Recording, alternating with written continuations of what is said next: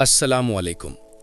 आज से हम रमज़ान के 30 दिनों का एक बामकसद सफ़र शुरू कर रहे हैं।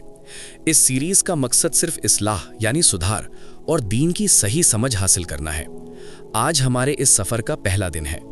आज हम समझेंगे रोज़े की असल हकीकत और उस अजीम मकसद को जिसके लिए अल्लाह ने इसे हम पर फ़र्ज़ किया। हम जो भी बात करेंगे वो सीधे कुरान और सुन्नत की रोशनी में होगी, ताकि हमारी नीयत और अमल दोनों बदल सकें। अगर रोज़े का मकसद सिर्फ भूखा और प्यासा रहना होता तो अल्लाह इसे हम पर फ़र्ज़ ही ना करता। हकीकत तो यह है कि रोज़ा सिर्फ पेट का नहीं बल्कि हमारी रूह यानी सोल का रिचार्ज है। अल्लाह ने कुरान में साफ फरमाया है कि रोज़ा तुम पर इसलिए लिखा गया ताकि तुम मुत्तकी बन सको। अब सवाल यह है कि मुत्तकी यानी परहेजगार कैसे बने और रोज़े से ये कैसे हासिल होता है। इसे बहुत आसान लफ्ज़ों में समझिए। आम तौर पर हम खाना खाते हैं, पानी पीते हैं, ये सब हलाल है, लेकिन रोज़े की हालत में अल्लाह के हुक्म पर हम इस हलाल खाने और पानी को भी छोड़ देते हैं। यहाँ एक बहुत गहरी लॉजिक है। जब एक मोमिन अल्लाह के डर से अपनी पसंद की हलाल चीज़ छोड़ सकता है, तो क्या वो अल्लाह के डर से हराम यानी झूठ, गीबत, बदनज़री नहीं छोड़ सकता? बिल्कुल छोड़ सकता है।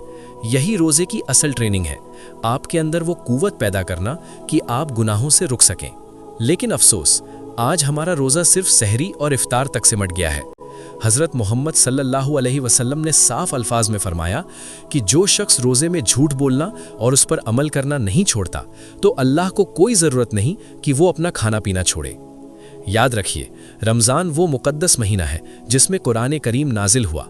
ये कुरान की सालगिरह का महीना है, तो इस महीने का हक़ ये है कि हम भूखे रहने के साथ साथ अपनी ज़बान, अपनी आँखें और अपने कानों का भी रोज़ा रखें। तो आज पहले रोज़े पर खुद से ये वादा करें कि इस बार हमारा रोज़ा सिर्फ रस्म नहीं बल्कि हकीकत होगा।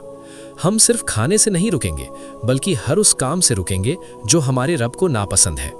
जब हम हलाल छोड़ने की ताकत रखते हैं तो हराम छोड़ना हमारे लिए मुश्किल नहीं।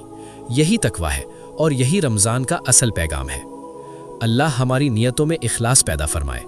दीन की ये बात आप तक पहुँचाने की कोशिश रखिएगा। जज़ाकल्लाहु खैर।